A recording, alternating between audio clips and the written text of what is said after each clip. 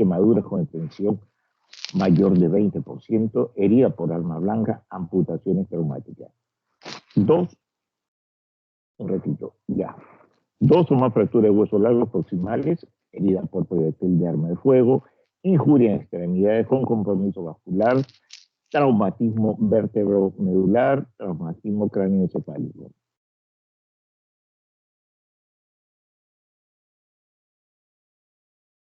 El politraumatizado tiene riesgo vital por lesiones traumáticas y por lo menos 2 sistemas subórganos están comprometidos. Sin embargo, el policontuso es una contusión, es un traumatismo cerrado de origen mecánico, no hay afectación sistémica y no representa riesgo vital. Hay que tener en cuenta esta diferencia para poderlo catalogar y diagnosticar. El polifracturado es la fractura en más de un segmento óseo. Y la fractura, todos sabemos, es la solución de continuidad de un hueso.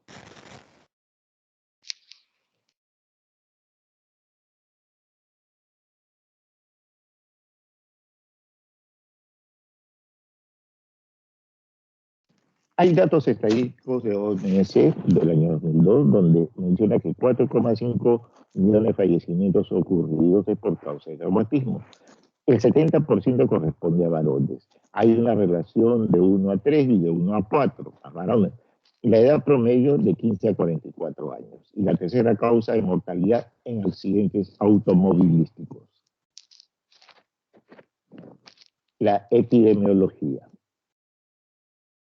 Tenemos el lugar prominente entre las causas de muerte del mundo desarrollado. Primera causa de muerte, menores de 30 años. La tercera causa de muerte en la población en general. El 55% de la mortalidad infantil está entre los 5 y 14 años. Y es la primera causa de muerte en niños entre 1 y 14 años.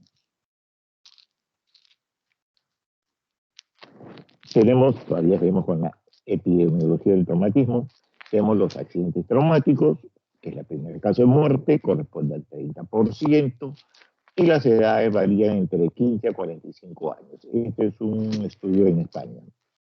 Y tenemos dentro de los accidentes traumáticos los accidentes vasculares y pacientes con morbilidad, como la neoplasia maligna.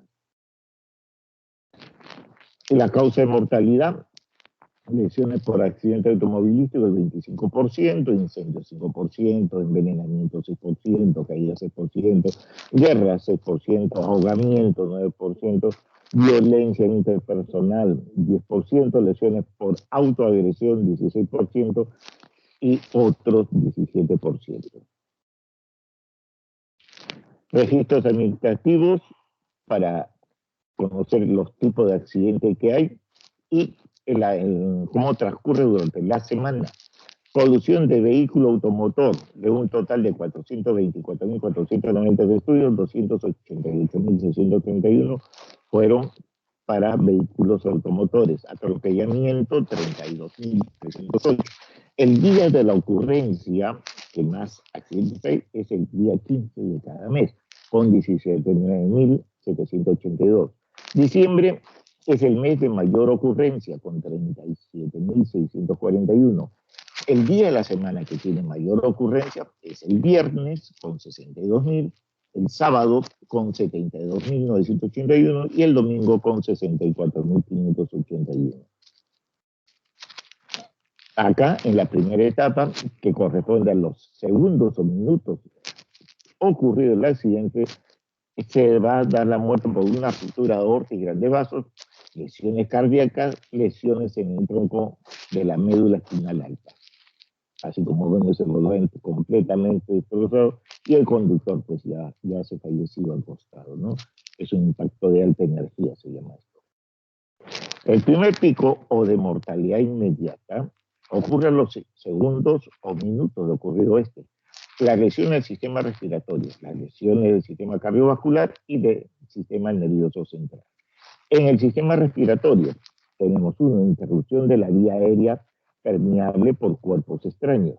2, ruptura de la tráquea brónquica. 3, hemotórax a tensión. 4, fracturas múltiples de las costillas. 5, contusión pulmonar. en el sistema cardiovascular, hipovolemia por hemorragia fulminante. 2. Shock en cualquiera de sus formas etiopatogénicas. 3. Hemopericardio con taponamiento cardíaco. 4. Hemorragia masiva o ruptura de la aorta o de los grandes vasos. Y en el sistema nervioso central, contusión cerebral grave, hemorragia cerebral masiva.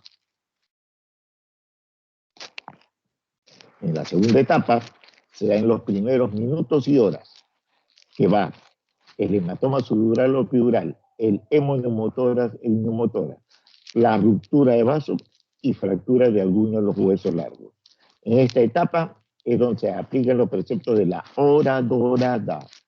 Acuérdense, la segunda etapa del politraumatizado se llama la hora dorada. Las normas y pautas las da la TLS, que es una organización mundial con sede en Estados Unidos, que da las normas, vigencias y los manejos que deben tener los pacientes politraumatizados. Eso lo pueden encontrar en internet. Es abierta la página. Segundo pico de mortalidad temprana ocurre a los minutos o después de algunas horas. En esta etapa, la muerte sobreviene por, repito, hematoma subdural o epidural, hemoneumotórax, ruptura de vaso, laceración hepática, fractura de pelvis. Ustedes saben que la pelvis puede almacenar de 3 a 4 litros y si hubiera otra fractura, ese paciente ya está en un shock hipovolémico severo. Tercer pico o de mortalidad tardía. Ocurre a los días o a la semana y se debe a una sepsis o falla orgánica múltiple. En el politraumatizado tipo 1, el primer pico o de mortalidad inmediata tiene una prevalencia del 50%. La de tipo 2 del politraumatizado también llamada la hora de oro. Acuérdense, la hora de oro es la segunda etapa, o el segundo pico de mortalidad tiene un 30%.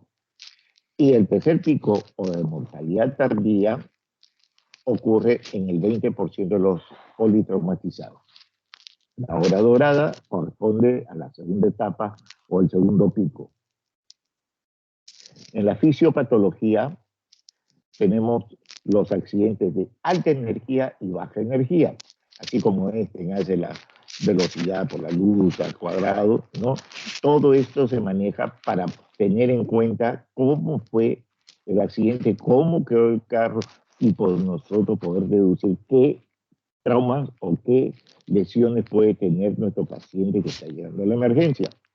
Evaluación inicial. Tenemos estos ítems.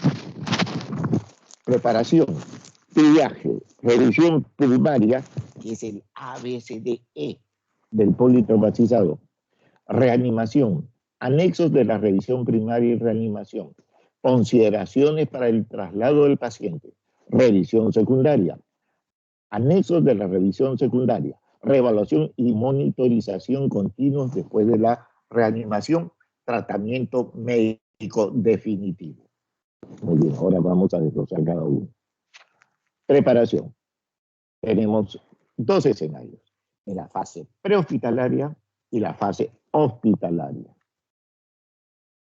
Tenemos acá, en el mismo lugar del accidente, el paciente está en el carro, tienen que llegar los bomberos, la policía, viene luego el traslado, estabilizar al paciente, si hay una fractura, estabilizarlo, si hay férulas neumáticas, que eso solo manejan los bomberos, o de lo contrario, tablas, cartones, la cosa es que esa fractura tiene que estar inmovilizada para que no haga más daño.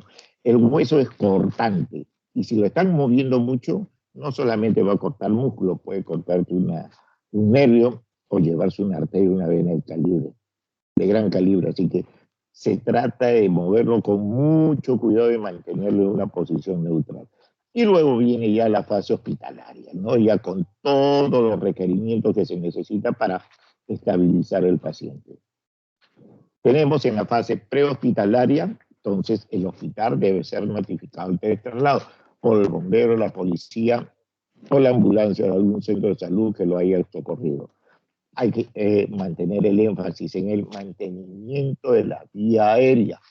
el control de la hemorragia externa, evitar el shock, la inmovilización del paciente, un buen traslado a un hospital de alta complejidad y reportar la información necesaria. Los sistemas de comunicación todos son abiertos para hacer el traslado del paciente hacia un hospital de alta complejidad, dependiendo de los requerimientos del paciente, ¿no? Si es estable, solo es una fractura, no puede ir a cualquier hospital de baja complejidad. En la fase hospitalaria, el hospital debe contar un área específica para la atención de politraumatizados. Acá en el hospital Hipólito Unanue tenemos el área de shock trauma, que está en la misma emergencia. Es el área donde llegan todos los pacientes con lesiones severas. Cuando son pacientes policontusos o traumatismos que no tiene peligro la vida, pasan de frente a cirugía, traumatología, neuro en todo caso si hubiera una contusión cerebral. Pero los pacientes que ya tienen riesgo de vida es esta unidad especializada, se llama la unidad de shock trauma, con un equipo adecuado y presencia de personal de apoyo. Entonces, todo personal en contacto con el paciente debe tener las medidas de protección, como son las mascarillas, los lentes, las botas, los impermeables, los guantes. Las siglas CDC, COT y OSHA son empresas que distribuyen todos estos materiales, por si acaso. Acá tenemos las precauciones universales, los mandilones, ¿no? Los pantalones, las chaquetas, mascarillas, gorros, botas, todo tiene que estar completamente uniformado para no contaminarse y no contaminar con la ropa de la calle. El triaje. El triaje se hace en diferentes puntos. Uno, en el mismo lugar del accidente. Dos, en los traslados del paciente. Tres, en el mismo hospital. El triaje se da cuando son accidentes masivos. O sea, donde hay más de 10 accidentados, la expectativa de vida se tiene que catalogar ahí y son los que tienen que tener mayor atención. Se distribuye por números o colores, ya depende del jefe de la emergencia, que es más conveniente. Pero un triaje, por decir, en el mismo lugar del accidente, que puede ser un accidente de tránsito, vamos a ponerlo, entonces se traslada primero lo que tiene más riesgo de vida. Los que están todavía conscientes y pueden tolerar, esperan para que pueda ser evacuado posteriormente. Pero es así el triaje. Ya en el hospital, en el mismo hospital, ya el médico de emergencia va determinando cuáles van a ir a shock trauma o cuáles van a otras especialidades. En los masivos es el problema, cuando hay más de 40 o 50 accidentados, esos terremotos, inundaciones, ¿no? O ómnibus grandes, ¿no? Con más de 50 o 60 pasajeros, esos son los que tienen que ser evaluados y mantener un buen triaje. La selección y clasificación de pacientes basado en sus necesidades terapéuticas y en los recursos disponibles para su atención. Hay dos tipos de situaciones de triaje. El lesionado múltiple en accidentes masivos o desastres. Múltiples lesionados cuando el número de pacientes y la gravedad de sus lesiones no sobrepasa la capacidad del hospital para proporcionar atención. ¿Qué se atiende primero? Problemas que ponen en peligro inmediato la vida y las lesiones múltiples. Accidentes masivos o desastres, cuando el número de pacientes y la gravedad de sus lesiones va a sobrepasar la capacidad del hospital para proporcionar la atención, se atiende primero el de mayor posibilidad de sobrevivir y el que tenga menor consumo de tiempo, de equipo, de material y personal. En los masivos, por cierto. La revisión primaria. Acá está el ABCDE de la atención del traumatizado. Por favor, esto sí, traten de aprenderlo, ¿ya? Las propiedades para la atención en situaciones especiales. El ABCDE. A, vía aérea, control de columna cervical. B, respiración y ventilación. C, circulación, control de hemorragia. D, déficit neurológico, exposición y control ambiental. Esto vamos a ir viendo cada una de las letritas estas, vamos a ir describiéndolas. Otras prioridades para la atención están en situaciones especiales: el paciente geriátrico, el paciente pediátrico y la mujer embarazada. A. Vía aérea de columna cervical. Revisión de la vía aérea superior. Inspección. Búsqueda. ¿Qué buscamos? Cuerpos extraños, fracturas. ¿Fracturas de dónde? Faciales, mandibulares, traqueolaringeas. Maniobras para mantener la vía aérea permeable. Elevación del mentón. Levantamiento de la mandíbula. Así como vemos acá, la elevación del mentón, sospecha de lesión de columna cervical, se desplaza la lengua de la vía aérea y se mantiene esta abierta. Ese es el segundo recuadro. El último, elevación de la mandíbula, en trauma facial de cabeza o cuello, ¿no? Apertura de la vía aérea con ausencia o mínimo movimiento de la cabeza y columna cervical. Y lo que no se debe hacer es elevación de la cabeza y elevación del mentón, porque puede obstruir la vía aérea. Y si hubiera una fractura mandibular, esta se compleja más. La vía aérea con control de columna cervical. Si el paciente habla, evaluación repetida de permeabilidad de la vía aérea, cada 15 minutos, cada 30 minutos. En un traumatismo encefalocraniano, evaluar la escala de Slavoj. Si es menor o igual a 8, hay que colocar una vía aérea definitiva, porque el paciente ya no va a poder respirar. En la vía aérea con control de columna cervical tenemos los dispositivos de fijación. Esto para obtener y mantener protección adecuada de columna cervical. Hacer un buen retiro temporal para mantener la cabeza y cuellos alineados y firmes.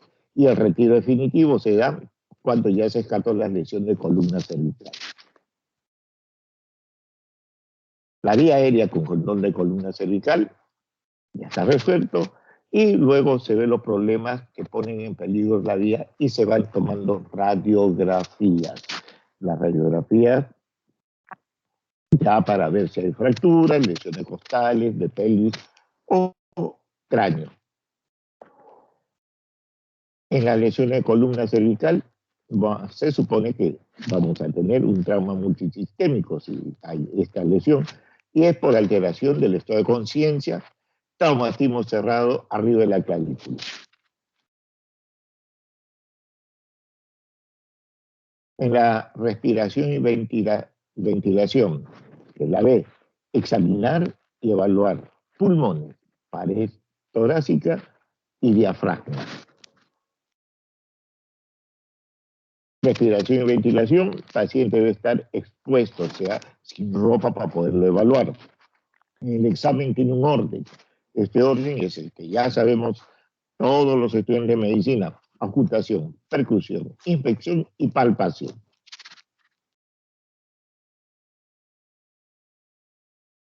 En las lesiones que van a alterar la ventilación en forma aguda está el neumotórax a tensión, tórax inestable con contusión pulmonar, hemotórax masivo, neumotórax abierto. El tórax inestable se da por fracturas de más de 4 arcos costales.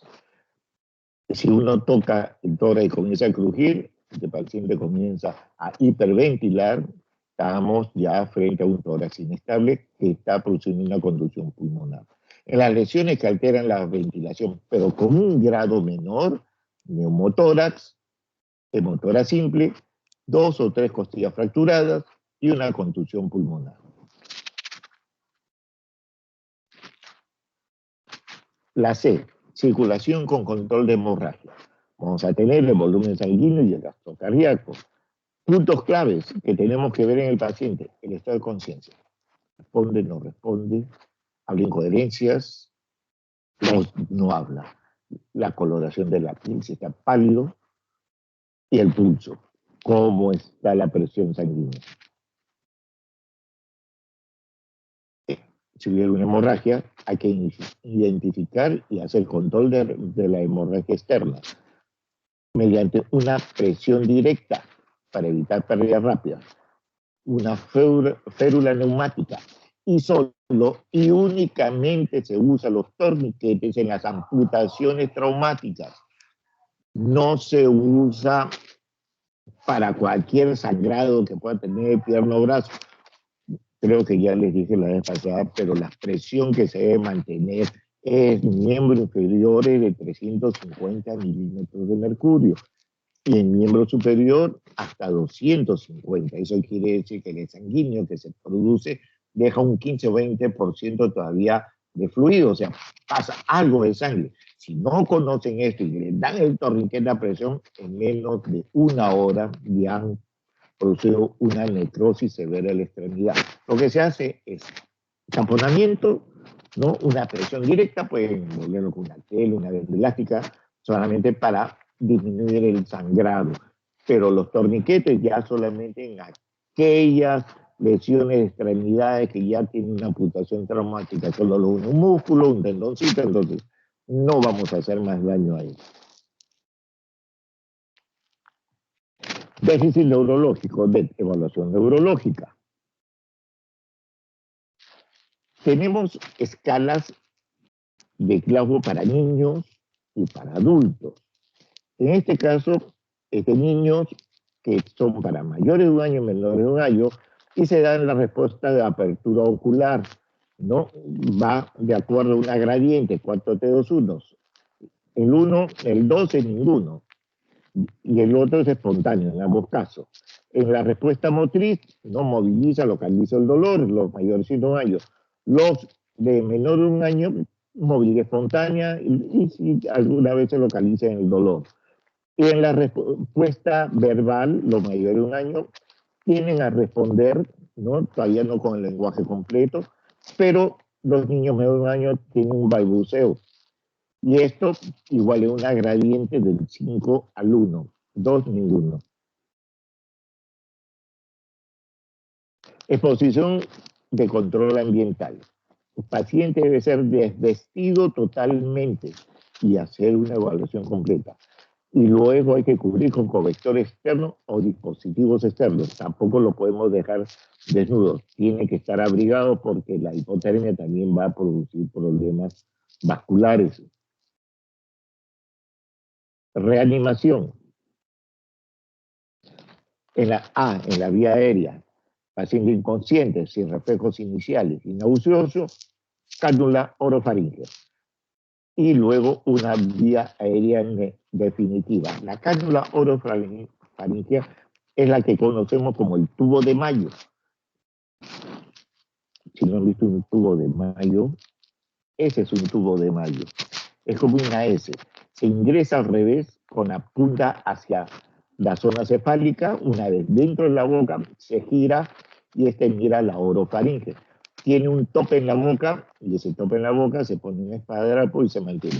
Por ahí podemos poner un aspirador por el medio, porque es hueco, para sacar saliva, sangre o alguna solución que esté obstaculizando comida. Todo eso se retira mediante una aspiración. Y se puede poner oxígeno también para que el paciente pueda estar ventilando. Es decir, orofaringia o tubo de Mayo. Más lo conocemos en los hospitales como el tubo de Mayo. La respiración, ventilación y oxigenación. En la intubación, una vía aérea comprometida y el paciente puede estar inconsciente. En la vía aérea quirúrgica, ya está contraindicado la intubación endotraqueal. Indicaciones para una ventilación y oxigenación, indicaciones es la intubación orotraqueal y las contraindicaciones también de la intubación orotraqueal. Indicaciones: presencia de apnea, 1. 2. Incapacidad para mantener una vía aérea por otros medios. Protección de la aspiración de sangre o de vómito. 4. Compromiso inminente o potencial de la vía aérea. 5. Presencia de lesión cráneoencefálica que requiere ventilación asistida con una escala de Glasgow menor o igual a 8 puntos. Y la incapacidad de mantener oxigenación adecuada por medio de un dispositivo de oxigenación por mascarilla. Contraindicaciones de la intubación orotraqueal, presencia de factores que hagan presumir una intubación difícil, fracturas maxilares, malares, rupturas de la tráquea brónquica y el shock hipovolémico profundo. Clase de circulación control de hemorragia. Debe el paciente tener mínimo 2 vías intravenosas periféricas en extremidades superiores y otra vía según la expresa del médico. Eso se llama vía central, es la que se pone por encima de la clavícula. Al momento de instalar la vía, hay que tener sangre para sus análisis. Aprovecha y se saca sangrecita. Terapias vigorosas con solución salina. Generalmente cuando el paciente llega a una emergencia, se le pone cloruro de sodio o lactato de Ringer a 300 400 centímetros cúbicos a chorro. O sea, se deja abierto la venoclisis y luego ya se deja por lo menos a 2 o 3 frascos cada 24 horas. Siempre y cuando la presión arterial haya disminuido, hay que elevarla, análisis de sangre, se va procesando también grupo sanguíneo para ver si va a necesitar o no sangre total, plasma o alguna solución como expansores plasmáticos. Anexos de la revisión primaria y de la reanimación. Se monitoriza con electrocardiografía. Una lesión cardíaca por trauma cerrado, da arritmia, taquicardia inexplicables, fallas eléctricas, estacítoles ventriculares, cambio del segmento ST. Hipoxemia e hipoperfusión, bradicardia, conducción aberrante, extrasístoles. En las alteraciones eléctricas, hipovolemia grave, neumotoras a tensión, taponamiento cardíaco. Catéteres urinarios y gástricos, también hay que tener en cuenta eso. Sondas urinarias, diuresis horaria, indican volemia y hay una perfusión renal. Esto, la sonda que se usa para la diuresis se llama la sonda Foley. Está contraindicada el uso de esta sonda cuando hay ruptura uretral. Para eso primero hay que confirmar la integridad de la uretrografía retrógrada. Eso ya se hace después de estabilizar el paciente, porque es un procedimiento que lleva un buen tiempo hacerlo. Ahora, ¿cuándo se contraindica o sospecha de ruptura uretral? Cuando hay sangre en el meato, equimosis perineal, hematoma en el escroto, una próstata elevada o no palpable y una fractura pélvica, especialmente la sínfisis púbica. Esas fracturas de pelvis en libro abierto puede comprometer la uretra y esta, por más que quieran ponerle una sonda, no va a ingresar. Lo que se hace es una talla vesical. Esto significa que viene el cirujano, el urólogo, en el abdomen, hace una incisión, abdomen, una incisión a la vejiga y mete una uretra ahí para retirar el contenido líquido o la orina que puede ir, porque puede haber una ruptura vesical también. La sonda gástrica para evitar o reducir distensión gástrica y reducir riesgo de broncoaspiración. Otras monitorizaciones, frecuencia respiratoria y gases arteriales, oximetría de pulso, presión arterial. Rayos X y estudios diagnósticos. ¿Qué radiografía vamos a pedir al politraumatizado? Usualmente lo que se pide es radiografía de cráneo, frente lateral, lateral de columna cervical, tórax frontal, pelvis frontal, básico. Después, si tiene un brazo fracturado, una pierna, eso ya lo vemos después. Eso es lo primero que se pide. Radiografía AP de tórax, pelvis, bueno, y las tomografías en caso de compromiso de conciencia severo, si es que hay un tomógrafo en el hospital. Consideraciones para el traslado del paciente. La necesidad del traslado debe ser inmediato, iniciado por el personal administrativo, comunicación de hospital de referencia al otro hospital, comunicación del médico que lo refiere con el médico que va a recibir el paciente, para que le diga cómo lo recibió y en qué condiciones lo está enviando. La revisión secundaria se inicia cuando ya haya terminado la revisión primaria, haya establecido medidas de reanimación y el paciente demuestre normalización de sus funciones vitales. Una buena historia clínica.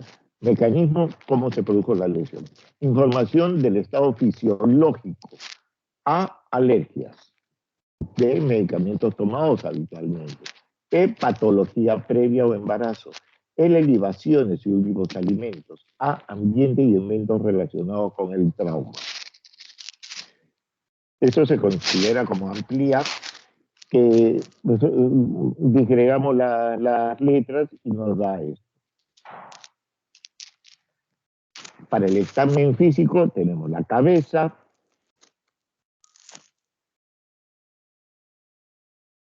estructuras maxilofaciales, cuello y columna cervical, tórax, abdomen, periné, recto, vagina, sistema musculoesquelético y la evaluación neurológica.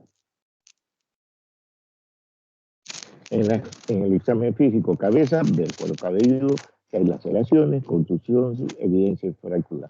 En ojos, cómo está la agudeza visual, el tamaño de las pupilas, hemorragias conjuntivales, lesiones penetrantes, lente de contacto, luxaciones cristalino, atrapamiento ocular. En las estructuras maxilofaciales, si no asociado a obstrucción de la vía aérea o una hemorragia mayor. En ambos se trata después que el paciente haya sido estabilizado completamente. Columna cervical y cuello. Todo paciente con traumatismo maxilofacial o traumatismo de cabeza se debe sospechar de una lesión inestable de columna cervical. En el examen de columna cervical y cuello, lo ya establecido: infección, palpación, auscultación.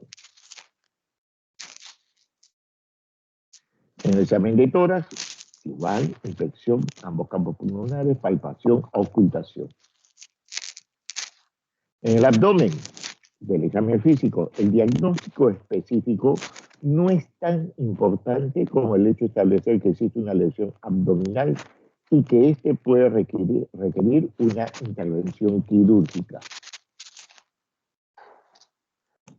En el abdomen, pacientes que se presentan hipotensión sin etiología o lesiones neurológicas o alteraciones de la conciencia, secundaria consumo de alcohol y drogas. Son candidatos para una ecografía y una evaluación de laboratorio y las ecografías, ¿no? Pacientes hemodinámicamente estables son candidatos a una tomografía con contraste endovenoso o digestivo. Examen periné, recto y vaginal. Inspección, tacto rectal, examen vaginal. En el sistema musculoesquelético, infección, contusiones, deformidades. En la palpación, dolor, crepitación, movilidad normal. Ya con eso, una fractura. Evaluación neurológica, como está la función sensitiva, motora y reevaluación del estado de conciencia. Anexos de la revisión secundaria. En la tomografía, que vamos a pedir, si es de cabeza, de tórax o abdomen, la radiografía de columna y extremidades, uretrografía excretoria, en caso de que se pida ya especialidades, angiografía, exoscopía, broncoscopía. Reevaluación. Si desaparecen las lesiones potencialmente letales, pero pueden aparecer problemas que ponen en peligro la vida, se sigue monitorizando al paciente. Alivio del dolor. Como está con vía, todo se hace por vía endovenosa. Opiáceos ansiolíticos. De los opiáceos tenemos el tramadol, la lapetidina o el demerol, ya son analgésicos mayores. Y en ansiolíticos, si el paciente está agitado. Tratamiento médico definitivo. Se debe seleccionar el hospital apropiado, que esté más cercano, basándose en la capacidad que tenga para otorgar al paciente que va a recibir. Registros y aspectos legales, esto es importantísimo ahora. Normas legales específicas y normas de la emergencia. Registros, siempre hay que tener registro y la historia clínica tiene que estar completamente llena, con acontecimiento y tiempo que ocurrió. Un miembro del equipo tenía como única labor concentrar y anotar toda la información. Si está el paciente consciente, debe de asistir para el tratamiento o algún familiar. Esto debe hacerse antes de iniciar el tratamiento. Obtener consentimiento firmado por el paciente familiar y en situación de emergencia con riesgo vital, esto no se efectúa. Se elabora inmediatamente. Evidencia forense, ante la sospecha de una acción criminal, todo el personal a cargo del tratamiento debe de conservar las pruebas. Objetos tales como proyectiles, armas de fuego, vestimentas deben ser guardados y entregados a las autoridades judiciales. Que tengan mucho cuidado con eso. Tenemos la escala de Glasgow, tal vez el tema primordial es el ABC y esta escala de Glasgow para esta clase. Tenemos los puntajes, ¿no? Y tenemos en apertura ocular espontánea, se cataloga de 4, el estímulo verbal 3, al dolor 2, no hay apertura ocular 1. Cuando hay mejor respuesta motora o de ese orden es 6, localizo dolor 5, flexión normal de retina 4, flexión anormal de corticación 3, extensión de cerebración 2, no hay respuesta motora 1. Respuesta verbal, orientado, conversa 5, desorientado, desorientada, confusa 4, palabras inapropiadas 3, sonidos incomprensibles 2, no hay respuesta verbal 1. Tenemos entonces catalogado como traumatismo encefalocraniano leve de 13 a 15. Traumatismo encefalocraniano moderado de 9 a 12. Y traumatismo encefalocraniano grave de 3 a 8. Esta evaluación la tienen que hacer ustedes cada vez que reciban un paciente grave o un politraumatizado. Hay una escala que también se utiliza a veces, se llama CRAMS, porque esto se mide y evalúa así. C, circulación, R, respiración, A, abdomen y tórax, M, motor, y S, lenguaje. Si hablo o no hablo. Y simple es para categorizar pacientes con trauma mayor o un trauma menor. Acá tenemos nuevamente el CRAMS, circulación, respiración, abdomen, tórax, motor, lenguaje. Y tenemos en circulación, si hay buen relleno capilar y una tensión arterial mayor de 100, se cataloga de 2. Un relleno capilar lento y una tensión arterial de 85 a 100 con 1, relleno capilar y una tensión menor de 65, 0. Respiración normal 2, anormal, aumentado superficial 1, ausente 0.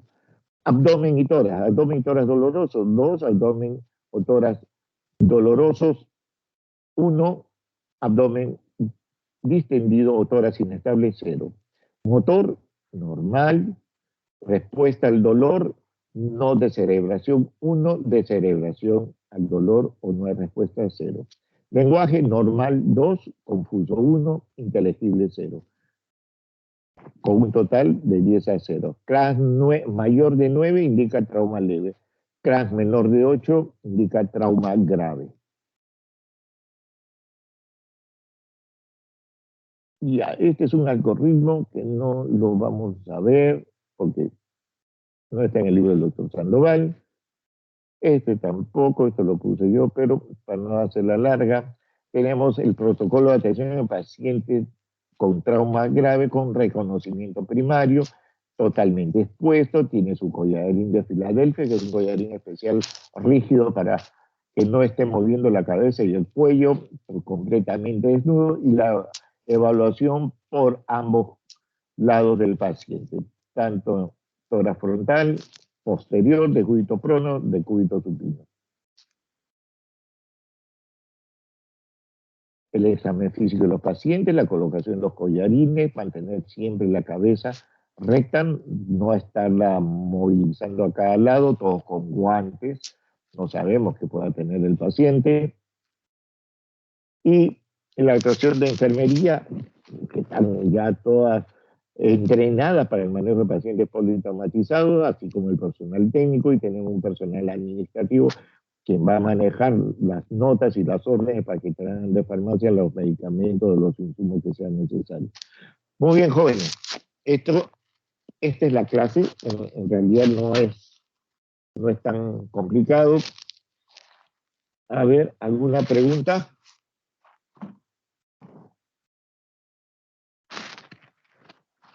Chicos, sé que tienen que estudiar, pero por si acaso algo que quieran saber, acá la escala de Glasgow, por favor, y el ABC. Todo está en el libro del doctor Sandoval, ¿correcto?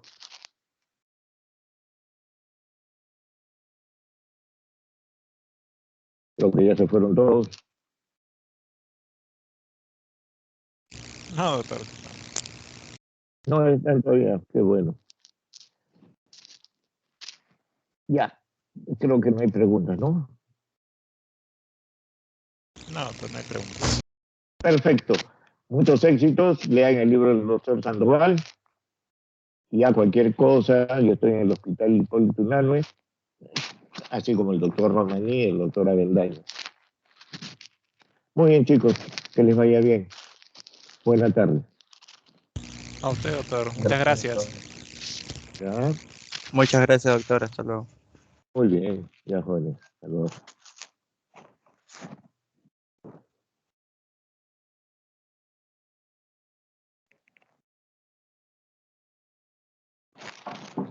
Listo.